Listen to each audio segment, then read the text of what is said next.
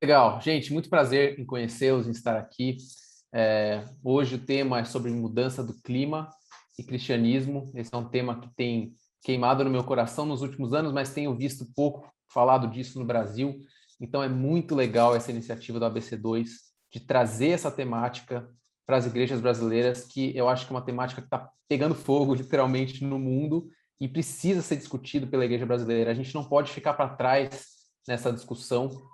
Então, é muito importante a gente ter esse diálogo. Então, eu vou falar um pouco de mim primeiro, agenda, uma introdução breve sobre mim, e eu vou dividir em 3 partes a palestra. A primeira, sobre o que é mudança do clima.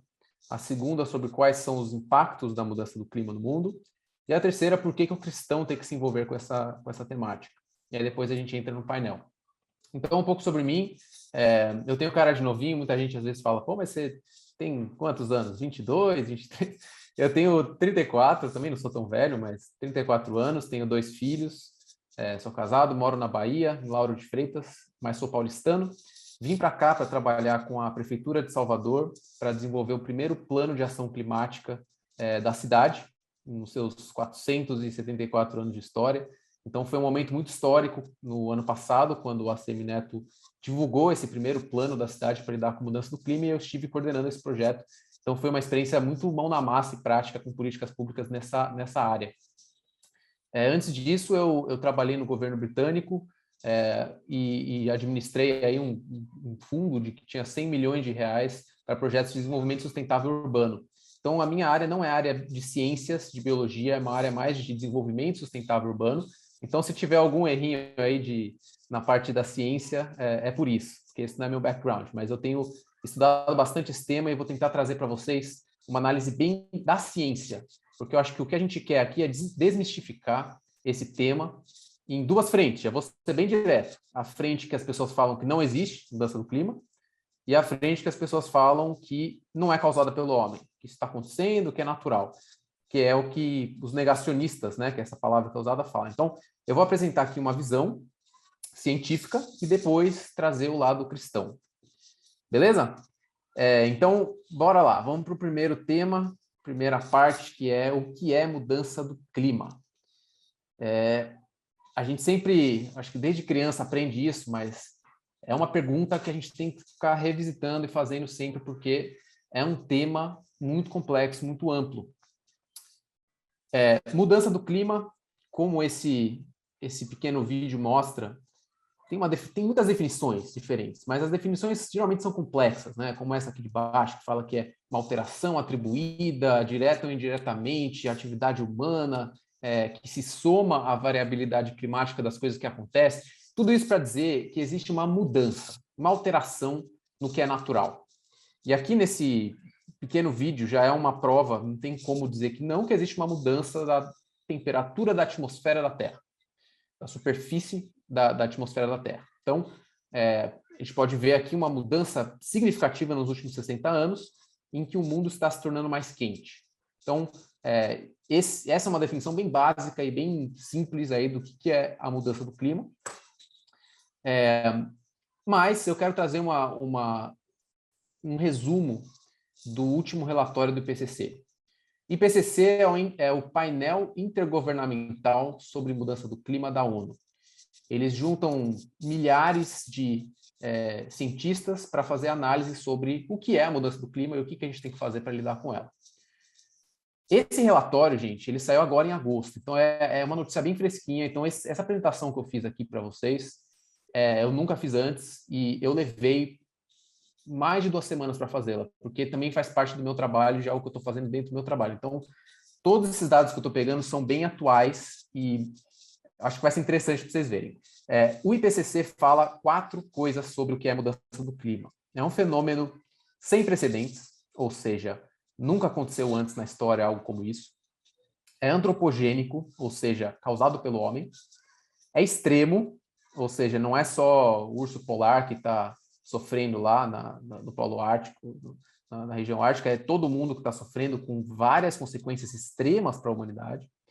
E ele é irreversível em muitos sentidos. Então, vamos lá ver o que o IPCC fala sobre o que é mudança do clima.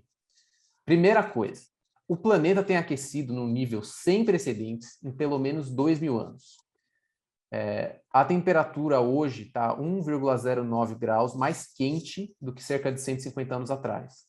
Isso aqui, gente, eu peguei traduzido em inglês e coloquei, tá? Não sou eu que estou inventando, é o IPCC que falou. Então, hoje a gente vive um aquecimento global que a humanidade nunca experimentou antes. O calor que a gente tem hoje na superfície da Terra e nos oceanos é algo que a gente nunca viveu.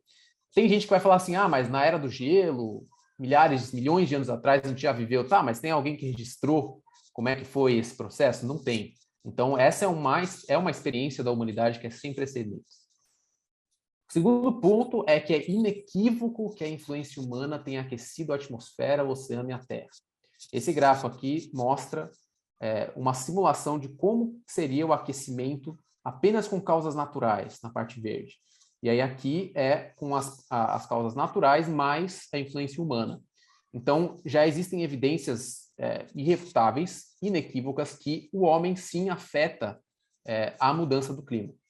E aí, quando você pega os cientistas, né, existem alguns que são os negacionistas, que fazem artigos publicando que, na verdade, a mudança do clima é uma mentira, que não existe. 97% dos cientistas que falam sobre o assunto hoje concordam que o aquecimento global é causado pelo homem. Isso está no site da NASA, qualquer um pode ver, e isso desmistifica um pouco essa história que é um debate, né? Que no Brasil a gente acha, muitas vezes a gente ouve as pessoas falando, é um debate, aí alguns acham que é causado pelo homem, outros não. Segundo o IPCC e a maioria dos cientistas do mundo, quase que unanimidade, é sim causado pelo homem, ou seja, nós temos uma influência nessa história toda. Terceiro ponto muito importante, a mudança do clima tem aumentado a frequência e intensidade de eventos climáticos extremos.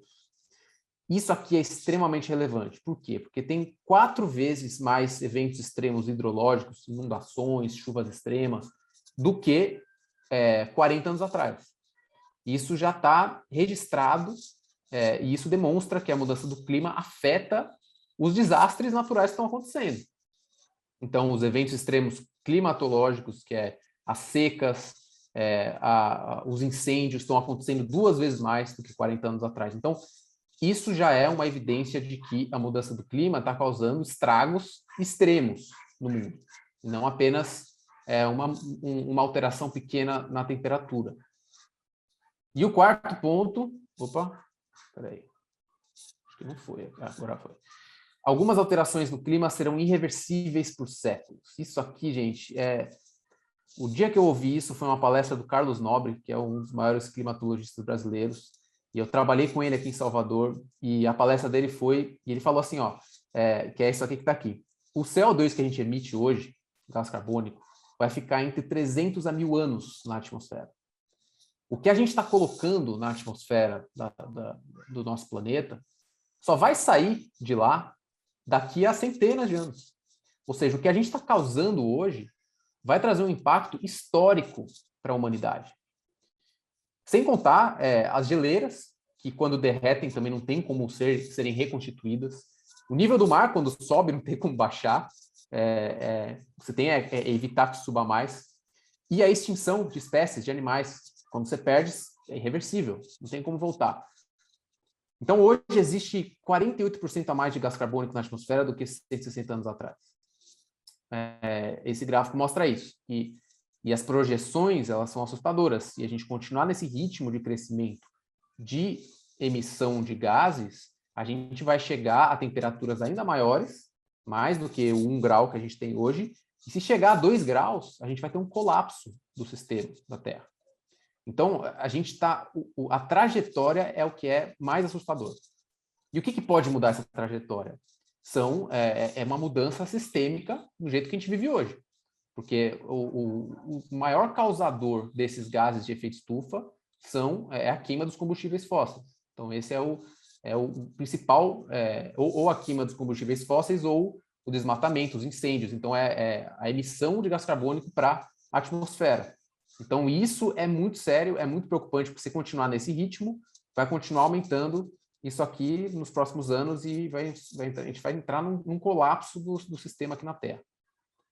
Legal, então legal não, né? Mas, enfim, esse é a explicação do que é mudança do clima pelo IPCC. Agora vamos ver um pouco os impactos da mudança do clima. É aqui que a coisa começa a pegar.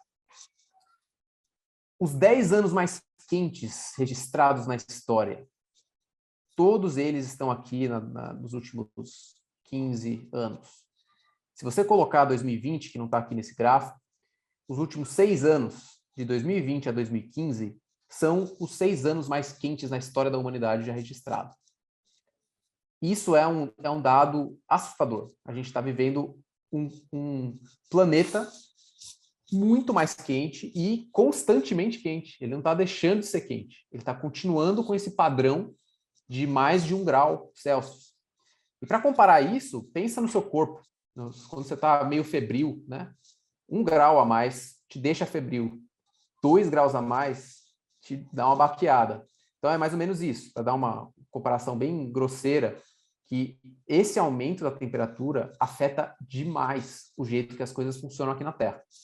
Então, vou mostrar como. Primeiro, vou dar alguns exemplos, tá, gente? Poderia ficar aqui a noite toda falando de exemplos, mas eu vou dar seis causas aí de impactos da mudança do clima. Primeiro, o aumento da temperatura causa a desertificação da Terra e afeta a segurança alimentar de milhões de pessoas. 500 milhões de pessoas vivem em áreas que passaram por processos de desertificação da década de 1980 a 2000. Esse é um tema que é o principal tema do Carlos Nobre, que eu mencionei, que ele fala da desertificação do Amazonas. Ele fala que se a gente continuar no ritmo que a gente está, em algumas décadas, o Amazonas vai se desertificar e a gente vai perder toda a biodiversidade, toda essa floresta, gradualmente vai começar a perder, porque o aquecimento vai causar isso na Terra. Esse mapa da direita mostra os percentis, né, esses territórios de janeiro a dezembro de 2020, quais que foram mais frios ou mais quentes do que a média dos últimos 100 e poucos anos. Você pode ver que a grande maioria foi muito mais quente do que a média, né? Então, essa é uma tendência que está acontecendo tanto na Terra quanto nos oceanos. Na Terra, a questão afeta muito a produção agrícola, né? A segurança alimentar, porque a desertificação acaba com a produção dos fazendeiros, né? Isso complica a vida de muita gente, principalmente os mais vulneráveis. Então, essa é uma primeira consequência gravíssima desse aumento de 1 grau de temperatura. Segunda consequência, vamos falar do aumento da temperatura, causa o aquecimento dos oceanos, que afeta a sua capacidade de absorção de CO2. Para quem não sabe, o oceano é o maior sumidouro de CO2, é o maior, em inglês fala carbon sink, né, como se fosse uma pia, que absorve o CO2 e impede que ele esteja na atmosfera, causando mais calor. Só que se ele aquecer mais, ele acaba perdendo essa capacidade e aí a gente vai ter mais CO2 na atmosfera e mais calor. O oceano, gente, ele absorveu 90% do aquecimento global nos últimos anos. Então, quando a gente pensar o que está acontecendo com o planeta, a gente tem que pensar nos oceanos. É como se tivesse 3,6 bilhões de bombas atômicas de energia sendo absorvidas pelos oceanos.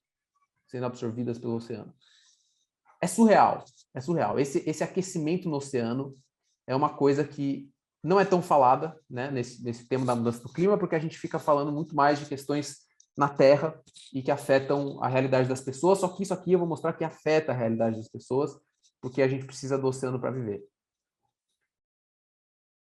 Então, esse é um outro ponto relacionado. O aquecimento global também causa a acidificação dos oceanos. O oceano está 30% mais ácido do que 200 anos atrás. Ele está com pH 1 a mais do que esses 200 anos atrás. Isso significa que isso afeta completamente os ecossistemas marinhos, né? Toda a vida marinha é afetada com essa acidez maior do oceano. Além disso, né, a gente tem um aumento muito grande de pessoas vivendo em cidades costeiras. Então, a gente tem 2 bilhões de pessoas vivendo que dependem do alimento do oceano como fonte primária de proteína. Então, essas pessoas, vamos dizer aí 1/4 do mundo, se o oceano, os ecossistemas marinhos começarem a colapsar, terem problemas, essas pessoas não vão ter o que comer. É isso. Então, a acidificação do oceano afeta muita gente na Terra. Isso aqui é uma foto que mostra o processo de acidificação dos oceanos, o que ele causa. Isso aqui é na barreira de corais da Austrália, e mostra, numa diferença de pouco tempo, menos de 10 anos, o que está acontecendo com os corais. É um fenômeno que chama branqueamento. Os corais estão morrendo.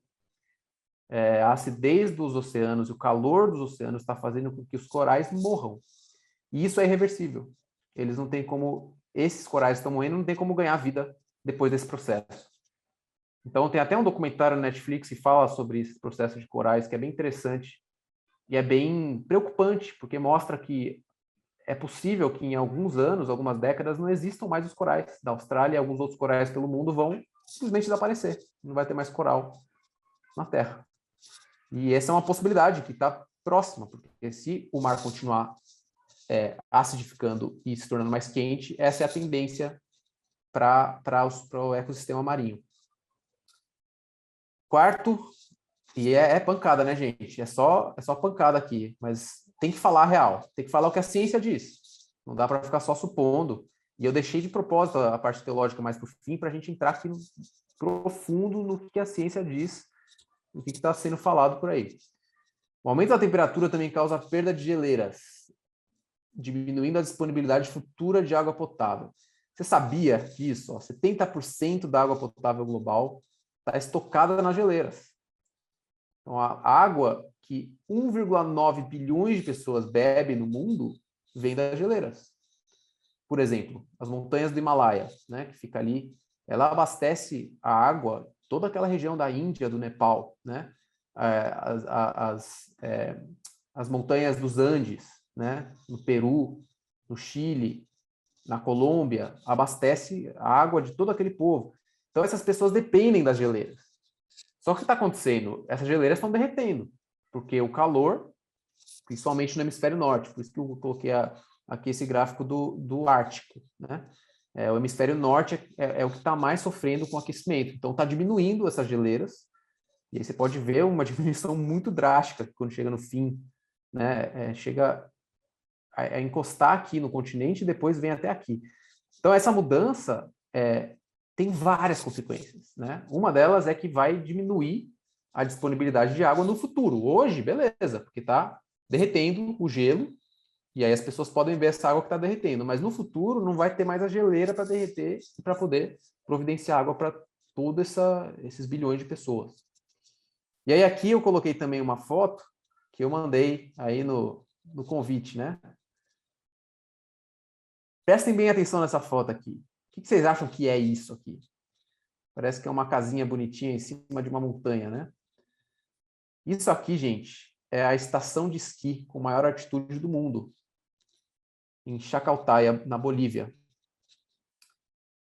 Essa estação de esqui não existe mais. Desde 2009, a geleira desapareceu completamente. Não existe mais você ir para lá esquiar. Mas é uma foto que ilustra muito bem o que está acontecendo com o planeta. As geleiras estão sumindo. Então, é engraçado que quando eu postei essa foto até no Instagram, uma amiga minha falou, eu não acredito nisso, eu fui nessa estação de esqui. Eu falei, quando que você foi? Quando as crianças eram pequenas, deve ter ido na década de 90. E a pessoa foi lá esquiar. E hoje não existe mais, né? Então, isso é só um exemplo que mostra que realmente isso é algo que está acontecendo de forma dramática no planeta, né?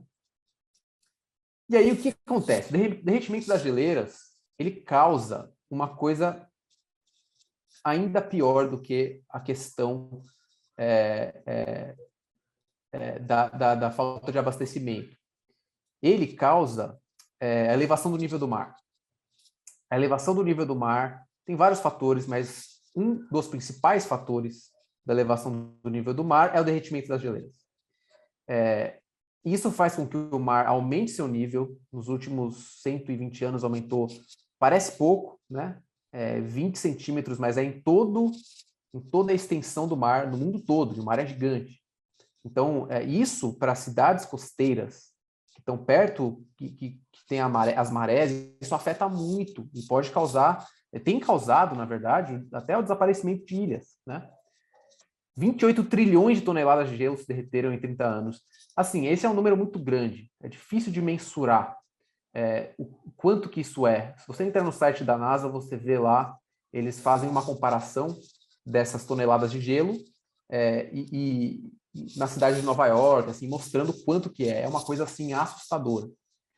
Eu dei uma olhada rápida aqui nos comentários, eu vi um comentário que uma pessoa fez falando que não é só o dióxido de carbono que causa o aumento da temperatura.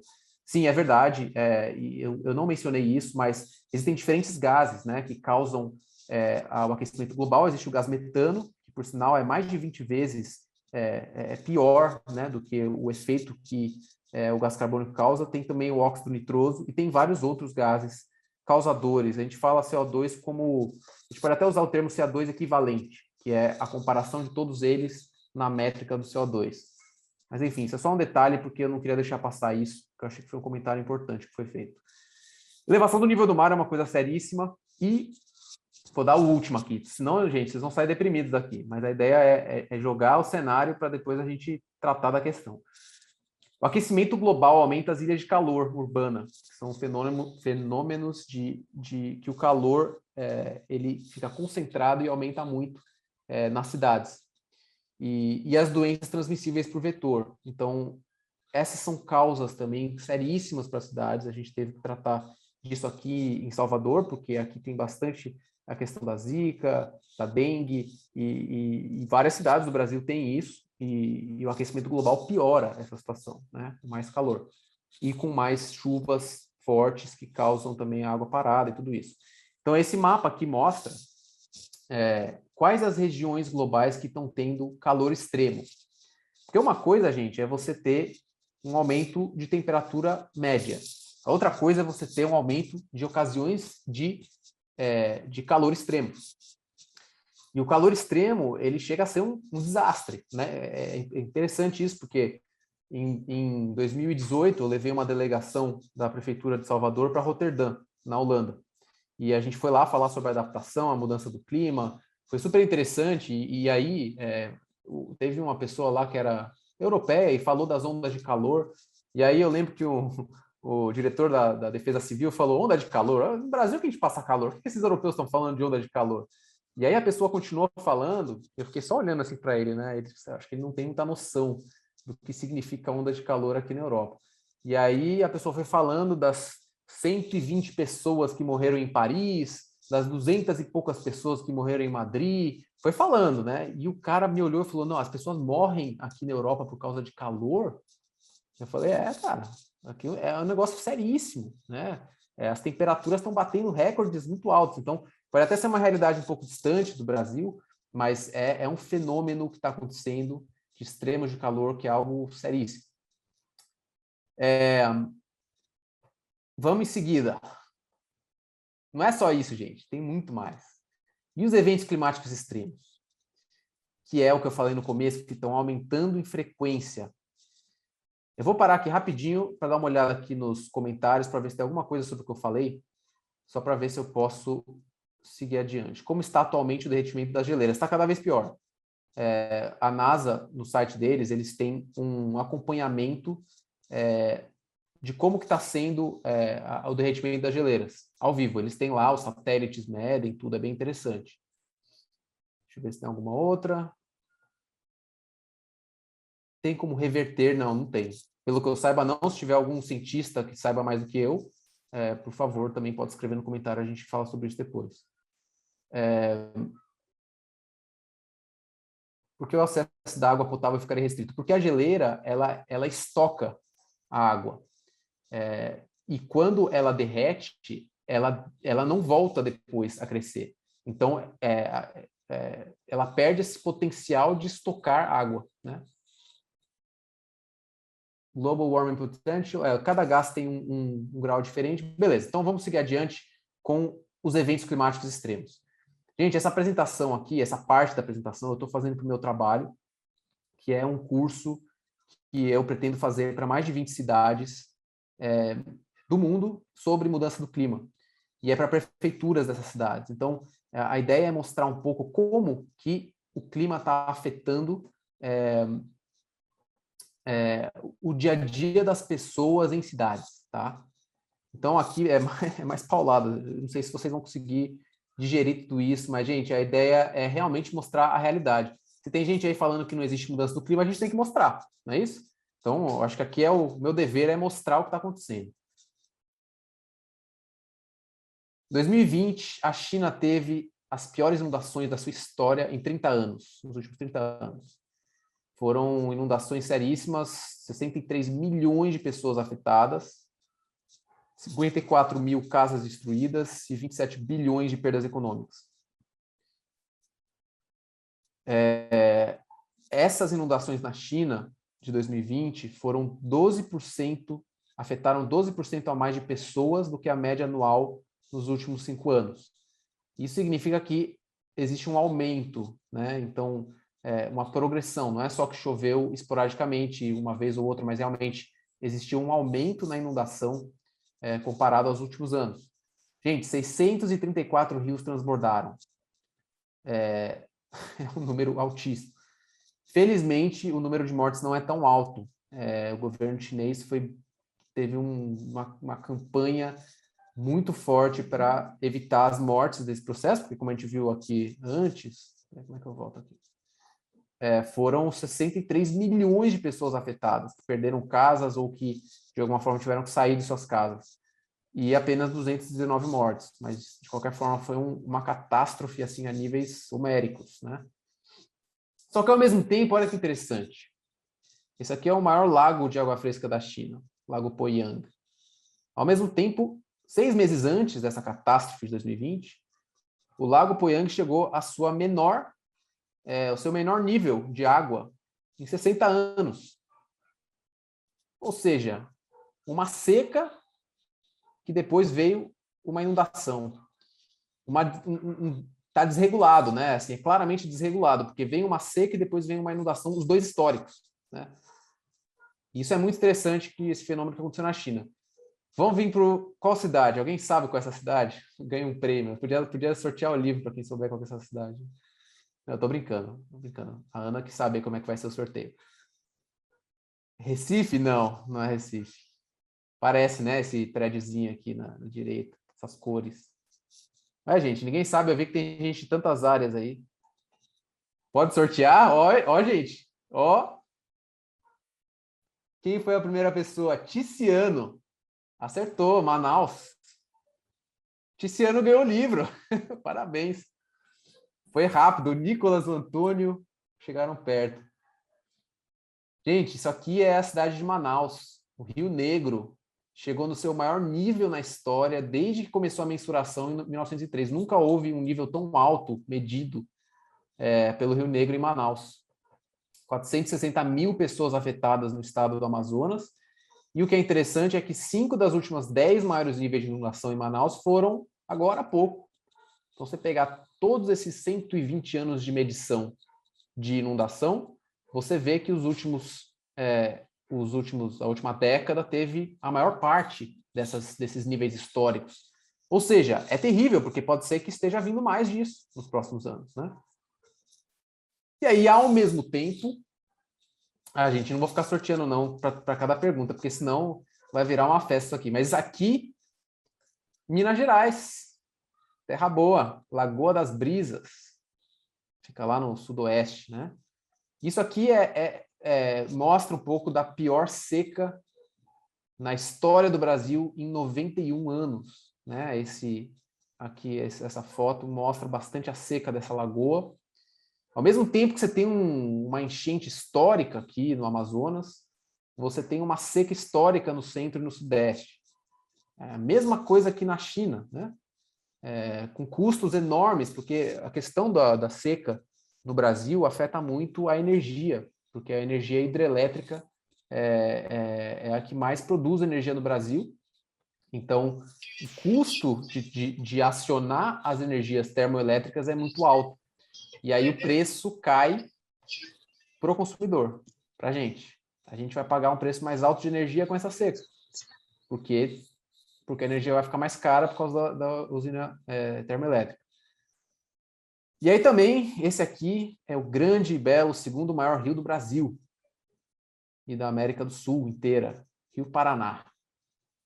Rio Paraná, ele teve sua pior seca em 77 anos, agora, gente, este mês. Pior seca em 77 anos. Atingiu o recorde mínimo de 0,17 metros, ou seja, até abaixo de 0 metros. A média dele é 3,2 metros, né, de água. E ele chegou a esse nível. E aí o setor agrícola, na verdade, várias cidades argentinas declararam estado de emergência, porque o Rio Paraná é um rio que transporta muito das commodities agrícolas, né, para serem exportadas. Então, muitas cidades argentinas quebraram, perderam uma fortuna com essa sequidão. O Tiziano está falando que já ganhou no primeiro dia. Que humildade, Tiziano. Beleza, depois a gente... Você falou para sortear depois para outra pessoa, depois a gente vê isso com a Ana, mas obrigado. Tá, vamos seguindo aqui. Gente, vocês estão acompanhando, vocês não estão com sono, né? Mas talvez vocês estejam meio chocados, né? Eu vou seguindo aqui, tá? Qualquer coisa, manda uma mensagem, comentem, falem como é que está sendo aí a experiência, tá? Aqui a gente tem uma foto na Somália. Esse aqui é um outro dado que mostra que está aumentando as inundações sazonais. Aumentaram mais de 5 vezes nos últimos 4 anos. Então, hoje você tem 6 milhões de pessoas afetadas em 2019, na verdade, e esse número está aumentando. Você tem muita gente sendo cada vez mais afetada por inundações no mundo. E essa foto eu quis colocar, eu já falei da China, mas é porque essa história é muito bizarra, sabe? Eu só descobri sobre ela quando eu fui estudar o assunto, porque a gente não sabe muito do que passa na China, aqui no Brasil. Mas essa enchente aqui, em Zhengzhou, na China, aconteceu agora, faz 2 meses.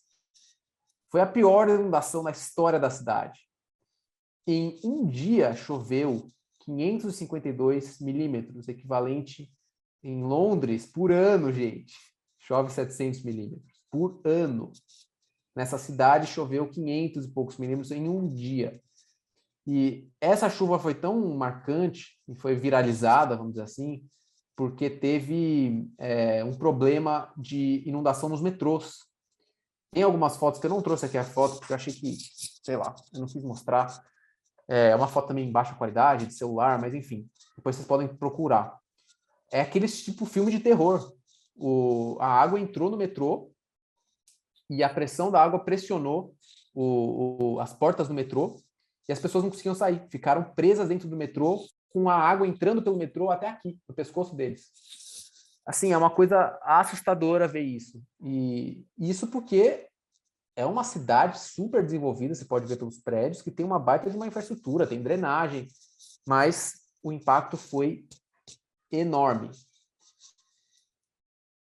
Estou acabando essa parte aqui, porque senão é muita informação, é muita coisa, mas eu quis realmente jogar um monte de coisa para vocês verem que isso é um fenômeno global e não tem como refutar, não tem como dizer que não está acontecendo. Os dados estão aqui, as fotos estão aqui, né? O ciclone Idai, esse aqui eu acho que talvez seja um pouco mais conhecido no Brasil, pelo fato de que Moçambique fala português, então tem muita gente que vai fazer projetos em Moçambique e aí a gente vê isso nas notícias no Brasil, né, algumas igrejas trabalhando. E esse ciclone foi terrível, devastou todo o Sudeste, uma boa parte do Sudeste africano. O secretário-geral da ONU falou que foi uma das piores catástrofes climáticas da história da África. 3 milhões de pessoas afetadas e 2,2 bi de perdas econômicas e mais de 1.000 mortes. Aqui a gente vê que as catástrofes climáticas no continente africano causam mais mortes, né, do que em outros lugares, porque a infraestrutura é pior. Então, isso gera mais problemas, o que é complexo, né, a relação entre os desastres climáticos e a pobreza. Eu vou falar um pouco sobre isso. Legal! Cara, que bomba, quanta coisa, meu Deus. Que situação que a gente está vivendo no mundo. Gente, eu espero que a partir daqui e de tudo isso que eu mostrei, não haja ninguém aqui que pense que isso é balela, que isso tem que ser dado pouco caso e que isso é algo elitista. Não é balela, porque a ciência está dizendo que existe uma mudança histórica sem precedentes. E não é uma coisa elitista só para gente chique, gente da Europa discutir, porque isso está afetando todo mundo. E está afetando os mais vulneráveis. Então, eu acho que todos esses dados que eu trouxe e o que a ciência revela, trazem argumentos para a gente, para quando a gente for se envolver nessa causa. E isso é muito importante, porque eu acho que o que acontece hoje na igreja brasileira é uma falta de compreensão da causa e da questão da mudança do clima. É claro que eu estou falando aqui para muitos cientistas que entendem, né, desse assunto, mas quando a gente fala da igreja brasileira, das pessoas nas igrejas, falta uma compreensão, né, do assunto. E essa falta de compreensão leva a decisões e a posturas equivocadas sobre o assunto. Isso é seríssimo, gente. Então, eu espero que esses dados todos que eu trouxe deem um panorama que seja irrefutável sobre o que está acontecendo no planeta. Então, vamos entrar um pouco na parte de teologia e de discussão de como o cristianismo dialoga com tudo isso. Por que o cristão tem que se envolver com isso? O Guilherme falou um pouco disso na primeira palestra, né? Sobre aquela passagem que fala que Deus vai destruir tudo com fogo, então por que eu vou fazer alguma coisa quanto a isso? Então, acho que essa parte já foi tratada um pouco dessa escatologia, então não vou falar muito de escatologia, vou falar de alguns outros argumentos. E também o Tiago falou sobre a mordomia e além da mordomia. Então, eu vou tentar complementar um pouco esse debate, trazer alguns temas aqui que eu acho que depois a gente pode discutir mais a fundo. Eu vou apresentar 5 argumentos, tá? E aí vamos ver como que isso, como que a gente pode desenvolver isso no debate. Como o Bruno escreveu no comentário, tem muito negacionismo. Gente, na verdade, não é tanta gente negacionista, mas eles fazem muito barulho. Então, é muito barulho que é feito por poucas pessoas dizendo que não tem mudança do clima e que não tem que ser feito nada quanto a isso. A grande maioria das pessoas, e até dos governos, eles estão se comprometendo, estão assinando compromissos. As cidades brasileiras, antes de ontem, as capitais brasileiras se juntaram num evento que chama CB27. E lá eles estão se comprometendo com o tema da mudança do clima. Isso está acontecendo, né? De fato, tenho até uma curiosidade para falar antes de entrar aqui na questão do cristianismo. Trabalhando com a Prefeitura de Salvador, teve um evento que foi a Semana do Clima da ONU, que a ONU trabalha com governos federais, né? E aí a ONU estava organizando esse evento com o governo do Bolsonaro e ele rejeitou. Ele falou que não ia sediar esse evento do clima, porque achava que isso não era um tema relevante, que o Brasil já sabia o que fazer. E aí, o que a Prefeitura de Salvador fez? Ela viu isso como uma oportunidade para sediar o evento. E aí, Salvador recebeu um evento global da ONU, da Semana do Clima, e juntou um monte de gente aqui. Isso foi algo muito relevante para a cidade. Alguns aqui que são da Bahia podem até lembrar desse evento que aconteceu em 2018 aqui. Isso mostra que, na verdade, ainda que haja negacionismo por alguns governos e alguns governantes, talvez no tempo há muitos governos e cidades e países que estão se levantando para tratar desse assunto. Beleza, vamos lá então para o primeiro argumento. Por que a gente tem que se envolver com esse tema? Primeiro, porque a natureza é a criação de Deus. Vamos falar um pouco da Amazônia, gente. Em 2020, a Amazônia perdeu uma área equivalente a 9 vezes a cidade de São Paulo. Teve o seu desmatamento maior em 10 anos. 24 árvores por segundo foram desmatadas no ano passado. E ainda mais chocante, 99,8% dos desmatamentos que acontecem são sobrepondo áreas protegidas ou desrespeitando o Código Florestal. Então, esse desmatamento é algo que está acontecendo de uma forma bizarra na Amazônia e completamente injusto, né, e ilegal, né, com a nossa terra, com a nossa natureza. E essa é a foto da Amazônia sendo queimada no Pará. Eu vou ler um versículo aqui com vocês. Agora eu vou mostrar meu lado mais cristão, gente, porque até agora eu estou só falando de clima. Vamos falar um pouco vamos ler esse versículo aqui. Salmo 24. Do Senhor é a terra e tudo o que nela existe, o mundo e os que nele vivem, pois foi ele quem fundou-a sobre os mares e firmou-a sobre as águas. Quem poderá subir no monte do Senhor? Quem poderá entrar no seu santo lugar? Aquele que tem mãos limpas e o coração puro. primeiro argumento que eu queria dar para vocês. Se a terra é do Senhor, ela é uma propriedade divina. Já parou para pensar nisso? A gente fala muito de propriedade privada. Você já pensou que a terra toda é uma propriedade divina? É como se aqui fosse o jardim de Deus. A terra é como se fosse o lugar que na criação do universo, nas galáxias, ele vem aqui, ele plantou um jardim aqui, é propriedade dele. Se é propriedade dele, e se revela os atributos invisíveis dele, como dizem Romanos, quando a gente cuida dela, a gente presta reverência a ele. Então, esse é o primeiro argumento que eu queria trazer, o argumento da reverência. E eu fiz um esforço aqui para fazer de uma forma didática, são 5 R's. Então, você está anotando, anote aí os 5 R's. O primeiro R é da reverência. Se você for uma criança e você, ou um jovem, não sei, você está num castelo, né? Ou vamos dizer, você é um pai que tem sua criança no castelo, um mega castelo na França, com um jardim lindo, super bonito, com a graminha cortadinha, você não vai deixar a tua criança, na verdade, eles não vão deixar a tua criança correr na grama. Por quê? Porque é algo, é um cuidado que se tem com aquela propriedade. É uma reverência ao local, que é um local especial. Por que a gente não tem essa reverência com a criação, que é uma propriedade divina? Por que a gente não trata isso com afinco e com cuidado e com reverência mesmo? E por que a gente trata entrar num templo feito por mãos humanas com tanta reverência e a gente não trata da criação de Deus com a mesma reverência? Então, meu primeiro argumento, meu primeiro questionamento aqui é o questionamento da reverência. Se ele é criador e se a propriedade revela quem ele é e os atributos dele, a gente deve, então, prestar reverência a ele e não à natureza. Eu acho que aí existe uma diferença que é importante notar. Eu tenho andado muito com esse povo da mudança do clima e são essas pessoas que falam da mãe natureza, né? Eu acho que o Guilherme falou um pouco disso também. Existe uma reverência enorme pela natureza. E aí eu não quero criticar, não. Aí eu quero elogiar. Essas pessoas, elas cuidam porque elas dão valor. Quanto mais um cristão não deve cuidar por dar valor ao criador da obra, e não à obra em si. Quanto mais a gente não é responsável de prestar reverência ao criador pelo que ele fez. Então, na verdade, eu acho que a gente precisa rever os nossos conceitos como cristianismo para a gente ter maior humildade.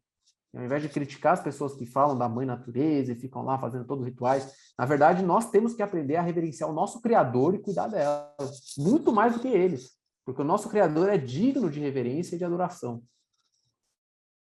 Esse é o meu primeiro argumento. Fica aberto para quem quiser contestar, refutar, até porque esses argumentos, gente, eu tô criando eles. Ao longo de alguns anos, nos últimos 2, 3 anos, eu tenho pensado muito sobre esses argumentos, mas eu nunca expus eles. Eu expus apenas para o meu mentor, para o Timothy Carricker, que eu tenho conversado com ele sobre isso. Então, fica aqui aberto para o debate, então estou lançando aqui essas ideias. Segundo ponto, porque a criação foi dada ao cuidado do homem. Gente, essa foto aqui é das Ilhas Maldivas. A gente conhece as Ilhas Maldivas como um lugar, um resort lindo, né? Para passar, quem for rico, para passar a lua de mel. As pessoas famosas vão, mas tem uma ilha nas Ilhas Maldivas que é onde eles jogam lixo. E aí aqui fica o lixo que esses resorts causam. Vamos ler então esse versículo, o Tiago falou ontem, né? Ele falou bastante sobre isso. O Senhor Deus colocou o homem no jardim do Éden para cuidar dele e cultivá-lo. Foi dada ao homem autoridade sobre toda a natureza. Né? Além desse versículo, em Gênesis 1, fala: eis que te dou toda planta, todo animal. Deus deu ao homem essa autoridade. Agora, eu vou falar um conceito aqui um pouco filosófico. Espero que vocês consigam me acompanhar. Foi dada, toda a responsabilidade é proporcional à autoridade. Uma pessoa que tem autoridade, ela tem mais responsabilidade do que quem não tem autoridade. Vou dar alguns exemplos. Uma criança e um pai. Quem tem mais responsabilidade? O pai, porque ele tem mais autoridade. Um governante e um cidadão. Quem tem mais responsabilidade? O governante, porque ele tem mais autoridade delegada a ele. Ou seja, se o homem foi dado a autoridade para cuidar da natureza, é maior ainda a sua responsabilidade, porque é muito grande a autoridade que Deus deu desse cuidado.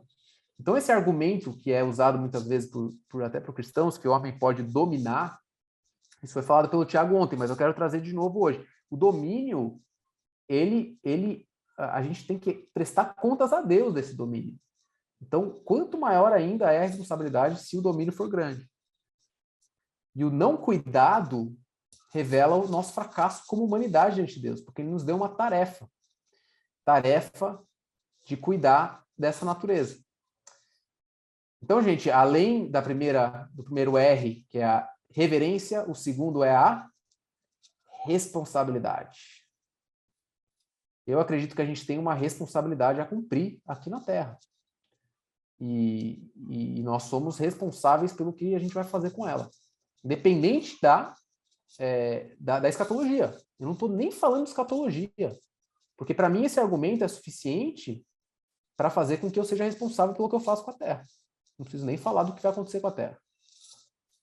Porque ele deu para eu cuidar. Se ele deu para cuidar, eu tenho que ser responsável, porque é uma autoridade que ele me delegou. Beleza, vão anotando aí as refutações e concordâncias, porque depois a gente pode discutir cada uma desses 5 R's. Então, o primeiro foi reverência, o segundo responsabilidade. Vamos partir para o terceiro. Porque o homem está destruindo a terra. Então, eu acho que o cristão tem que se levantar para fazer algo, porque está acontecendo um processo de destruição. Eu não acredito que o cristianismo é conivente com nenhum tipo de destruição. Quem veio para destruir, matar, roubar é o inimigo. O cristão não veio para destruir nada, não. Isso aqui é uma foto de um fenômeno que está acontecendo no mundo, que é o permafrost, né? O derretimento do permafrost, o que acontece é que existem algumas geleiras, né? Algumas camadas de gelo que estão permanentemente congeladas por centenas e milhares de anos, e elas captam muito do gás carbônico, muito de gases da atmosfera, até do metano dentro delas. E o derretimento dessas geleiras causa um aquecimento global terrível e também pode até liberar doenças que foram captadas e bactérias e vírus por milhares e milhares de anos. A gente não sabe o que vai acontecer com o derretimento, com esse termo permafrost. A gente não sabe ainda o que vai acontecer com a humanidade. Mas é uma questão séria. E isso é causa do homem. O homem está causando a si mesmo uma destruição. Vamos ler esse versículo de Isaías, que é um pouquinho diferente. Diz assim: pois assim diz o Senhor, que criou os céus. Ele é Deus, que moldou a terra e a fez. Ele a fundou. Ele não a criou para estar vazia, mas a formou para ser habitada. Deus não criou a terra para o homem destruí-la, mas sim habitá-la. A gente falar que Deus criou a terra para o homem destruir, a gente vai contra esse versículo. Está falando que ele não criou a terra para ela ser vazia e inabitada, mas sim para ela ser habitada. Esse foi, na verdade, o primeiro mandato de Deus ao homem. Ide, multiplicai, né? Se expandam, cresçam, multipliquem, né? Então, aí a questão do terceiro R é o R da reação. A reação é necessária ao cristão diante da trajetória do mundo. Porque se a gente está vendo o mundo sendo destruído pelo homem e a gente não faz nada, a gente não está reagindo a um conceito não bíblico, não cristão, não plano de Deus, que é criar um mundo para ser preenchido e habitado, ter vida. Da mesma forma, tem a passagem de Jonas, que é uma passagem muito interessante, no final de Jonas, não sei se vocês lembram, que Jonas fica lá revoltado com Deus, que ele mata uma plantinha que estava dando abrigo para o sol. E aí Jonas fala assim, mas Deus, por que você fez isso?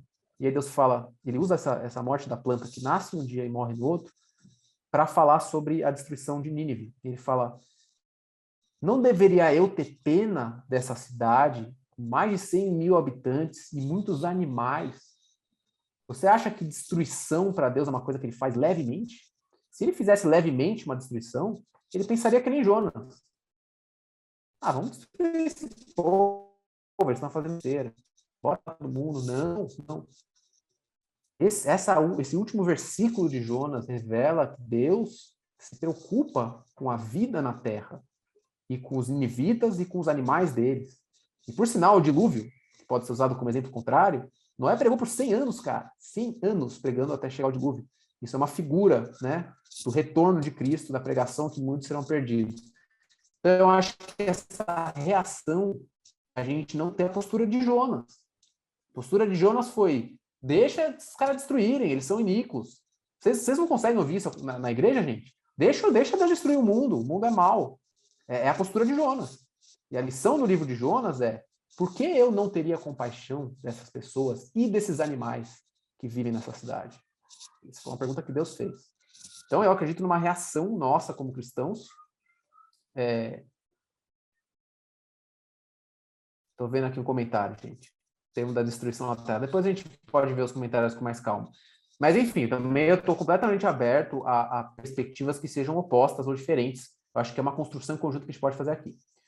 Então, esse é o terceiro R, a reação necessária diante dessa destruição. Vamos para o quarto R, porque essa destruição afeta futuras gerações.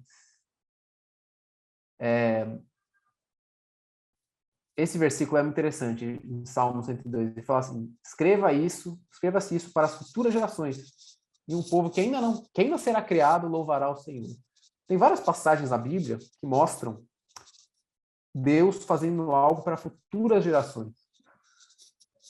Para mim, isso demonstra, claro, que Deus tem um conhecimento cósmico e histórico da projeção, da progressão da humanidade. Mas isso também mostra, na nossa perspectiva limitada, que existe um propósito em pensar em gerações.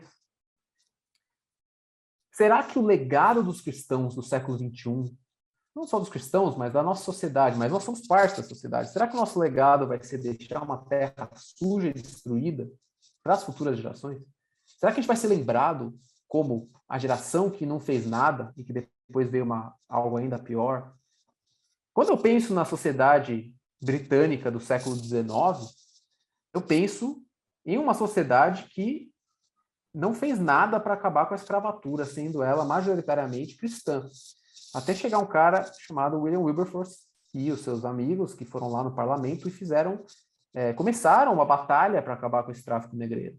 Mas muitos cristãos, era uma sociedade cristã, gente. E por que essa sociedade não fez nada diante de algo que hoje a gente enxerga como um absurdo e como inaceitável biblicamente? Porque, eu não sei, eles viviam dentro do contexto deles. E no contexto deles, eles entendiam que se tratasse bem o escravo, seria um cristão justo e beleza, tá tudo bem. Acho que muitas vezes essa passividade a gente tem vivido de acordo com a nossa sociedade. E nós cristãos, a gente é chamado para ver de forma diferente. E eu acho que aí o tema importante a trazer é o R do respeito. Respeito aos nossos filhos, netos, bisnetos e às futuras gerações.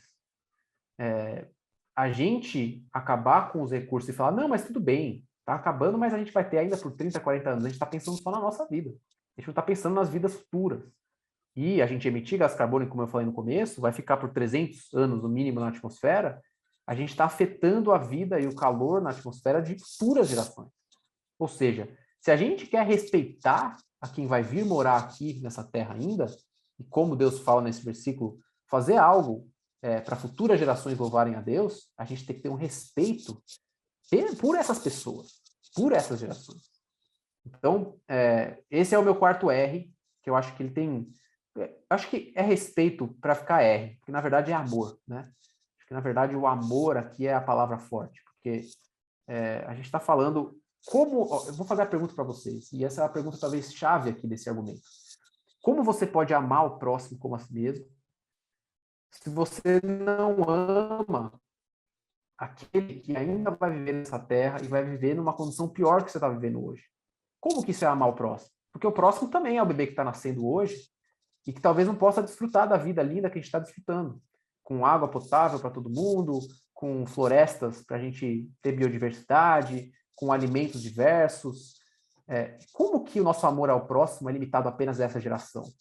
O amor, para mim, é um conceito, vou dar uma filosofada que nem o Kierkegaard, que ele tem um livro, Obras do Amor, que eu acho um livro maravilhoso, e eu acho que o amor ele é atemporal, ele não pode ser limitado a tempo e espaço, ele é um conceito mais amplo, ele é um conceito intergeracional. Esse é que o Tiago escreveu, amor intergeracional. Porque se a gente não pensa nisso, a gente está deixando de amar como Cristo amou, como Deus ama, porque ele vê a figura toda, apesar de a gente não ver. Legal, gostei dessa descrição, Tiago, amor intergeracional. Gente, estamos chegando ao fim, espero que vocês estejam aguentando. Vamos até no quinto ponto, que é... Eita, travou aqui para mim, peraí. Pronto. Porque essa destruição afeta os mais vulneráveis. Essa é talvez a mais forte. Essa foto aqui é quando eu fui para Namíbia, no deserto do Kalahari. Eu fui fazer um projeto, na verdade eu fui documentar um projeto de hortas sustentáveis. E eu tenho uma historinha que eu quero contar rapidamente aqui, que a gente foi numa tribo que era muito pobre, estava passando por uma seca terrível. Eles estavam há 1 ano sem chuva na tribo deles. E isso estava dificultando toda a vida deles, porque eles não tinham como plantar, como colher, como fazer nada. E aí eu estava com um missionário, um cara muito legal, que batizou mais de 1000 pessoas na África, um cara assim, de Deus, que está lá há mais de 25 anos, um brasileiro. E ele falou, cara, eu vou orar por essa tribo. Ele foi lá, a gente foi conversar com o chefe da tribo, o cara estava cabisbaixo. E ele foi lá e orou com o chefe da tribo e falou, Deus vai trazer chuva aqui, não se preocupe, ele vai trazer a chuva. Enquanto eu ouvia o missionário orando, eu falei, pô, imagina que legal se não chove mesmo nesse lugar. Nossa, ia ser demais, né? Aí, beleza, a gente saiu de lá, né? O chefe da tribo ficou cabisbaixo do jeito que ele estava, chateado, porque ele não estava conseguindo prover lá para a tribo dele.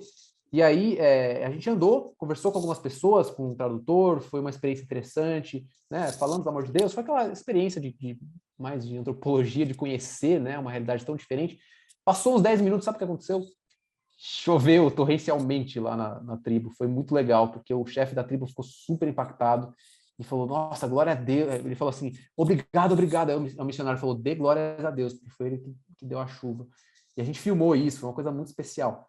Mas o testemunho não acaba aí, o testemunho começa aí. Por quê? Porque eles estão de chuva de sempre, né? Eles precisam uma vez só não resolve o problema deles. Então, esse missionário, ele fez um projeto de hortas sustentáveis.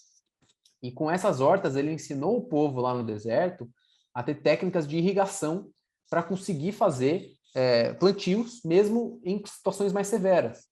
Para mim, esse é o testemunho, porque aí pessoas da comunidade puderam plantar tomates, repolhos, e isso fez com que eles vendessem esses legumes no mercado, tivessem mais renda e com essa renda pagar a escola dos filhos. Eu tenho tudo isso registrado, testemunho de pessoas da comunidade falando. Então, para mim isso é muito especial, é muito lindo, porque mostra que esse cuidado de pensar numa solução que vai além do assistencialismo imediato, ele é muito relevante nesse tema da mudança do clima. Porque a mudança do clima está afetando essas pessoas. As secas estão mais prolongadas. Então, são soluções que menos miraculosas do que a chuva cair na hora, mas tão importantes quanto para revelar o amor de Deus para essas pessoas, para cuidar dessas pessoas. Um testemunho aí, mas vamos voltar aqui para o argumento. Por que essa destruição afeta os mais vulneráveis? Vou mostrar só algumas fotos para explicar o porquê que afeta. 20 milhões de pessoas por ano, gente, são forçadas a deixar os seus lares por causa da mudança do clima. Hoje é a maior causa de refugiados. A gente às vezes pensa que refugiado vem de guerra. Muito mais do que guerra, refugiado vem de mudança do clima afetando regiões como Bangladesh. Bangladesh, para quem não sabe, é uma região que tem um nível, é muito próximo ao nível do mar, plano e um dos países mais densos populacionalmente do mundo. Então, qualquer enchente ali afeta milhões de pessoas. E além da enchente destruir as casas, tem a intrusão da salinidade, que o oceano, quando a elevação do mar vem nas terras, que são terras agrícolas, aumenta a salinidade, e aí faz com que as terras agrícolas sejam inférteis. Então, isso causa um problema que as pessoas têm que sair dessa terra. E aí, isso causa muito a questão dos refugiados climáticos. Um problema seríssimo que está acontecendo hoje. Outra razão. 1,8 bilhões de pessoas vivem em áreas que há estresse hídrico, que é exacerbado pela mudança do clima. Por exemplo, os pequenos produtores de café nos Andes. A gente pode usar esse exemplo, mas tem muitos pequenos produtores pelo mundo que são afetados, por exemplo, com chuvas extremas, que destroem as plantações, com o derretimento das geleiras, com a falta de água, com a seca do Rio Paraná, comunidades ribeirinhas que vivem perto do nível do mar, que a acidificação do oceano está estragando. Então, assim, é muita gente que vive com esse estresse hídrico. 1,8 bilhões de pessoas. Então, quando a gente fala de mudança do clima, a gente não fala de é só uma questão que a Greta Thunberg está falando lá, uma sueca e os jovens estão falando. Não, a gente está falando de bilhões de pessoas vulneráveis sendo afetadas diariamente. E olha esse dado, gente. É um dado um pouco antigo, mas eu cacei ele. Eu acho que é um dado, assim, assustador. 99% das mortes atribuídas às mudanças do clima estão em países em desenvolvimento. Quem é que morre com tufões, ciclones, enchentes, inundações, deslizamento de terra? A gente viu, na China morreram 200, na África 1.000, só nos exemplos que eu dei. Mas os países em desenvolvimento, eles sofrem muito mais porque eles não têm infraestrutura. Eu vivi isso no Haiti. Eu fui para o Haiti em 2010, depois do terremoto, e eu vi um país com 300 mil mortos. Foi, acho que, a ocasião mais chocante que eu passei na minha vida. E se você for pensar, o Japão tem o mesmo nível de terremotos que o Haiti, na escala Richter. Mas o Haiti não tem infraestrutura. Então, a limitação de infraestrutura urbana adequada causa milhares e milhões de mortes pelo mundo, com desastres, com eventos climáticos extremos. Então, o versículo que eu quero ler aqui é: oprimir o pobre é ultrajar o seu Criador, mas tratar com bondade o necessitado é honrar a Deus. É o quinto R, relevância. Cuidar do pobre é relevante diante de Deus. Quando a gente trata com bondade o necessitado, a gente faz uma ação a Deus. A gente faz algo ao próprio Cristo. Então, é extremamente relevante olhar para esse tema com um olhar aos necessitados. Hoje de manhã, eu estava dando uma palestra para um evento que é organizado pelas universidades de Cambridge e Oxford, e é um evento pré-COP, né, que vai acontecer agora a COP, que é um evento climático global, e estava tendo essa palestra, e é muito interessante que as pessoas estavam falando do tema de adaptação do clima, todo mundo estava falando essa questão da desigualdade. Porque uma coisa é você tratar do clima para preservar patrimônios, prédios caríssimos, lugares desenvolvidos, outra coisa é você cuidar do pobre que está sofrendo com essa causa. Então, existe aí um norte que a comunidade internacional está tendo, muito forte, de pensar na destruição da mudança do clima e quanto isso afeta os mais vulneráveis. Então, além de ser relevante aos olhos de Deus, é relevante para o mundo, gente. Esse tema tem sido cada vez mais falado pelas organizações. Uau, gente, joguei muita coisa para vocês. O que fazer diante de tudo isso? Com isso, eu quero fazer a minha conclusão. Eu acho que eu apresentei os 5 R's, vou retomá-los aqui brevemente, que é a reverência a Deus por ter feito a criação, o respeito a futuras gerações, a reação pela destruição que está sendo feita na humanidade, a relevância, esqueci o penúltimo, e o reação e o... Qual que é isso aqui? Peraí, vamos lá, vamos de novo. Reverência, responsabilidade do homem. Reverência, responsabilidade, reação, respeito e relevância. Como foi falado aqui brevemente, eu escrevi um livro faz 3 meses sobre a economia do reino. Eu acredito que diante dessa crise que a gente vive, do clima, a gente não pode apenas pensar num ponto de vista científico, climático, a gente tem que pensar num ponto de vista sistêmico. A gente tem que pensar num novo sistema econômico que não seja predatório e que não estrague com essa nossa natureza. A gente tem que pensar numa nova forma de viver como seres humanos aqui na Terra, e não como predadores. O Tiago falou bastante disso ontem. Esse é o conceito de mordomia que eu acredito que a gente precisa retomar de uma forma mais ampla, de conceito de relacionamento com o nosso Criador, se preocupar com o que ele se preocupa. Então, eu estou bem alinhado aí com o que o Tiago e o Guilherme falaram.